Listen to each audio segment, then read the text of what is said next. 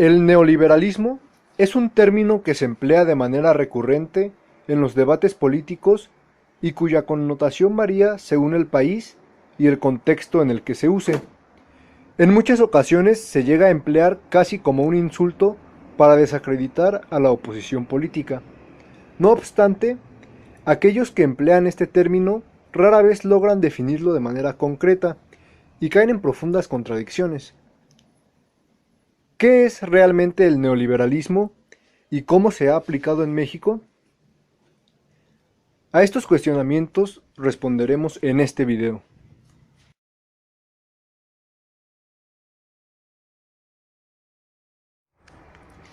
A pesar del recurrente uso del término, el neoliberalismo es causante de muchas confusiones debido a su ambigüedad y sus contradicciones. Para entenderlo mejor, es preciso analizar su origen histórico y la manera en la que ha sido utilizado desde entonces.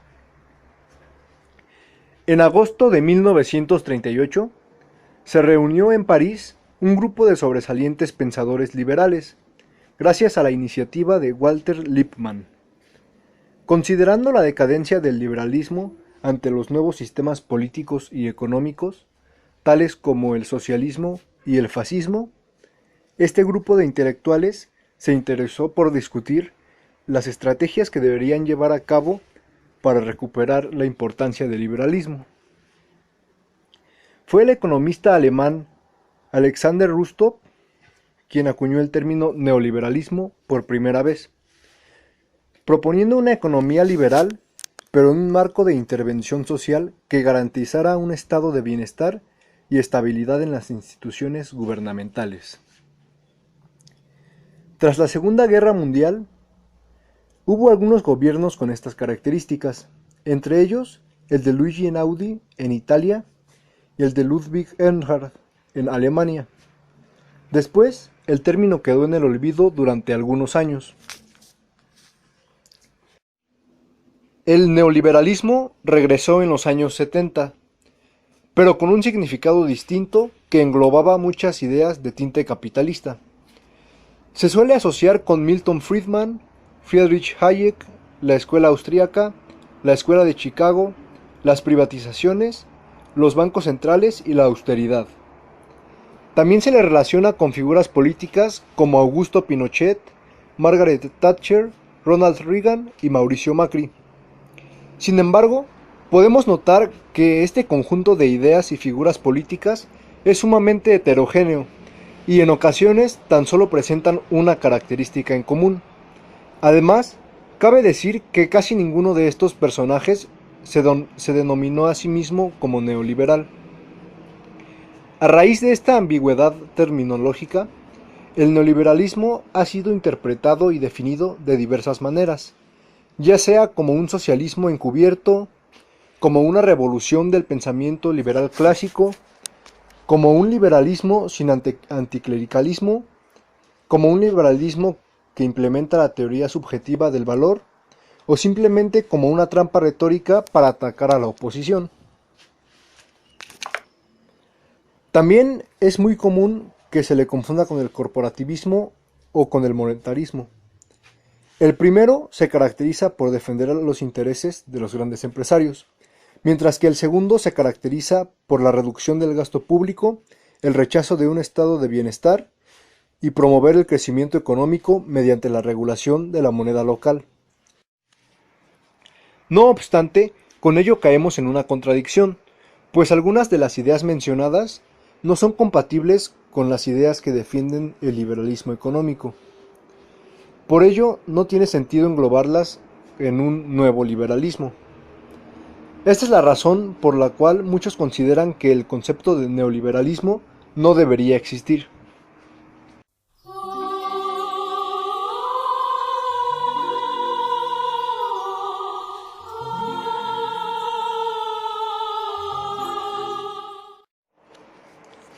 En el caso de México, la palabra neoliberalismo se emplea usualmente cuando se hace referencia a medidas monetaristas.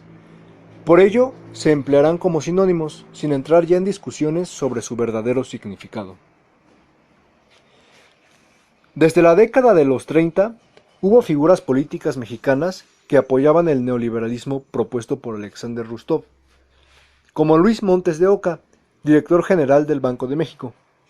No obstante, no tuvieron mucha trascendencia. Fue en 1982, con la llegada de Miguel de la Madrid al poder, cuando un modelo económico neoliberal reemplazó al modelo de crecimiento acelerado, el cual se había desmoronado tras la caída del precio del petróleo. Las primeras medidas del nuevo gobierno fueron la venta y privatización de las empresas paraestatales, lo cual continuó en los sexenios de Carlos Salinas de Gortari y Ernesto Zedillo. En 1982, el gobierno contaba con 1.155 empresas. Para 1988, tras deshacerse de aquellas que no generaban ingresos, quedaron tan solo 412.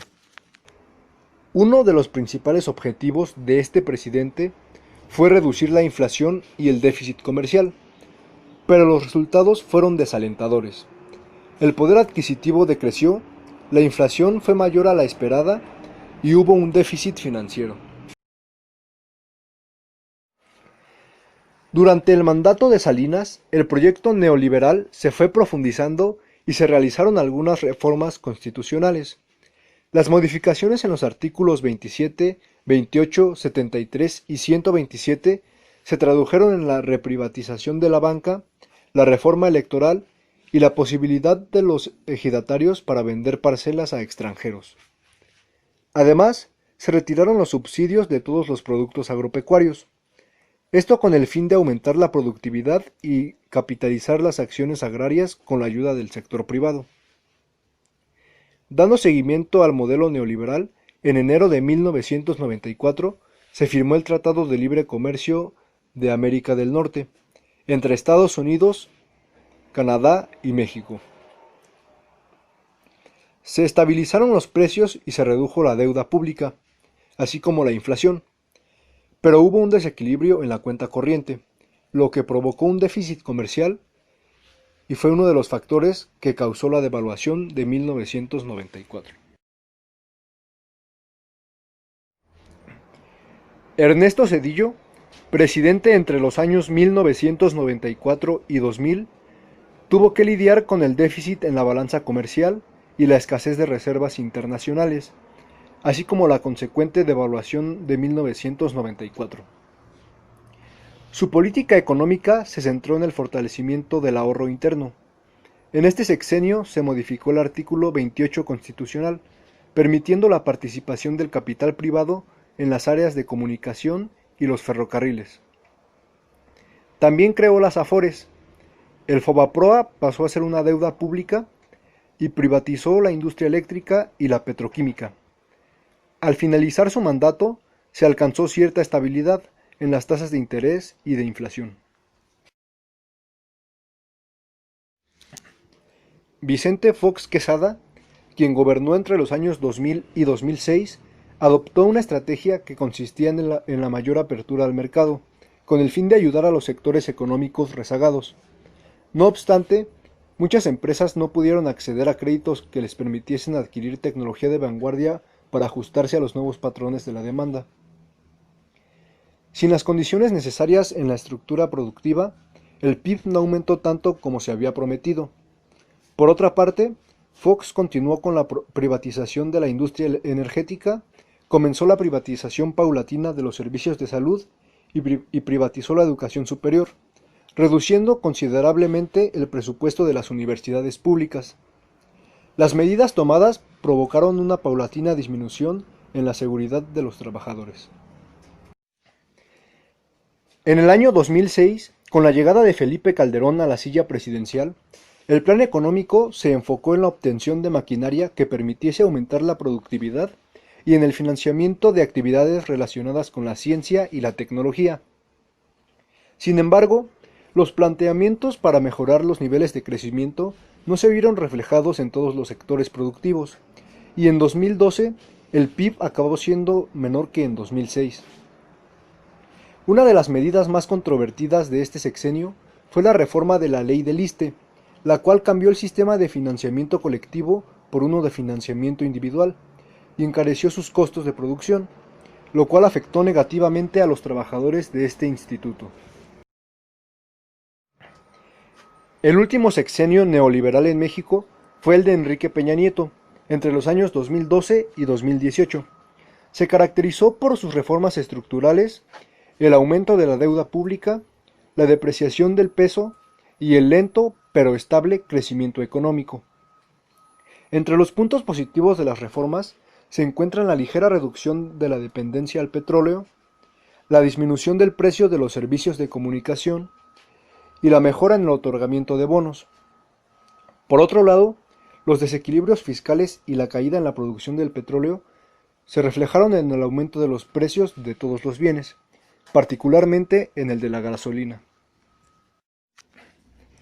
Tras este breve repaso de las políticas económicas implementadas por los últimos sexenios, podemos observar que el neoliberalismo, entendido como un concepto muy cercano al monetarismo, no ha logrado los objetivos de desarrollo esperados, pues existen muchos factores que ahuyentan a los inversores y han impedido el crecimiento económico, tales como la corrupción, la delincuencia, la deuda externa y la inflación.